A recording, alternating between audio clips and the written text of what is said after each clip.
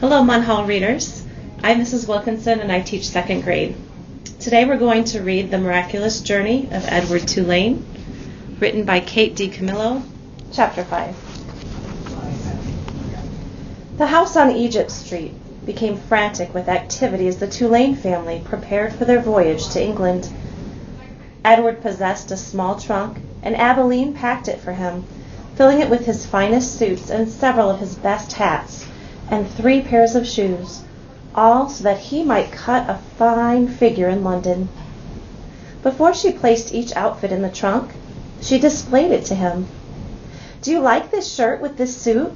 she asked him. "Or would you like to wear your black derby? You look very handsome in it. Shall we pack it?"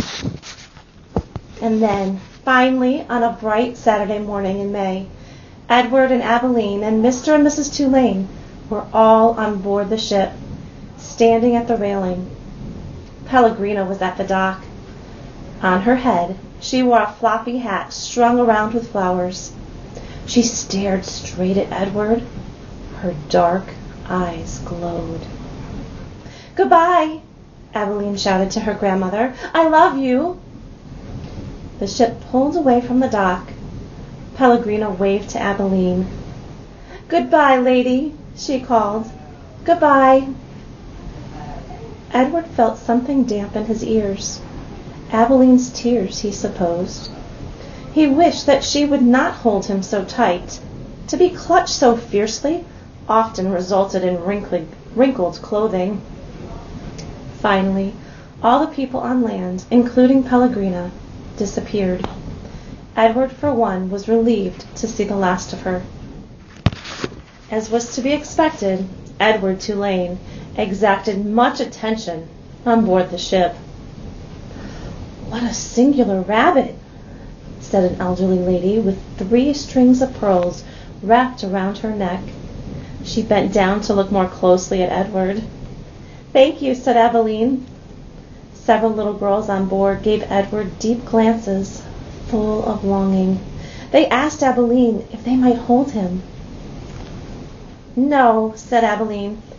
"I'm afraid that he's not the kind of rabbit who likes to be held by strangers." 2 young boys, brothers named Martin and Amos, took a particular interest in Edward. "What does he do?" Martin asked Abilene on their second day at sea. He pointed at Edward, who was sitting on a deck chair with his long legs stretched in front of him. "He doesn't do anything," said Abilene. "Does he wind up somewhere?" asked Amos. "No," said Abilene. "He does not wind up." "What's the point of him, then?" said Martin. "The point is that he is Edward," said Abilene. "That's not much of a point," said Amos. "It's not," agreed Martin.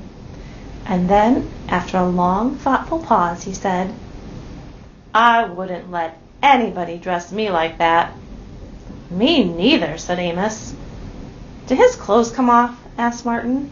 "Of course they do," said Abilene. "He has many different outfits, and he has his own pajamas, too. They are made of silk."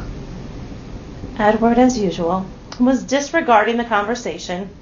A breeze was blowing in off the sea, and the silk scarf wrapped around his neck billowed out behind him. On his head he wore a straw boater.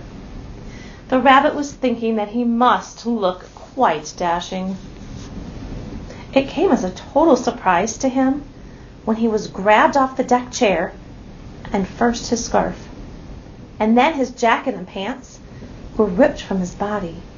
He heard his pocket watch hit the deck of the ship, and then, held upside down, he watched the watch roll merrily toward Abilene's feet.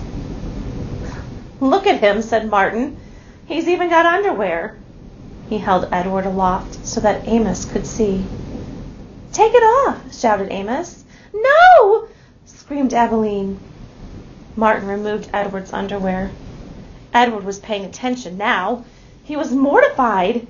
He was completely naked except for the hat on his head, and the other passengers on board the ship were looking at him, directing curious and embarrassed glances his way.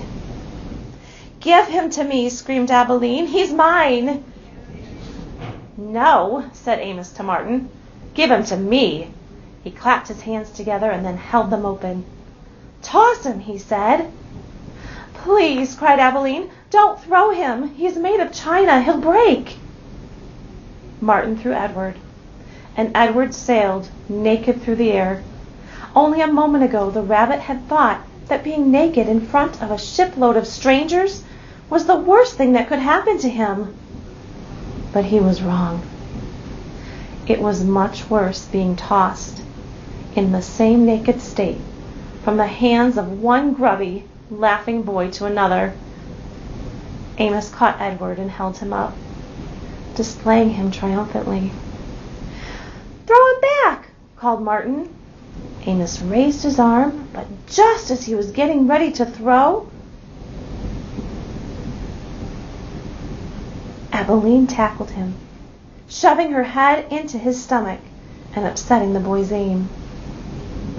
So it was that Edward did not go flying back into the dirty hands of Martin. Instead, Edward Tulane went overboard.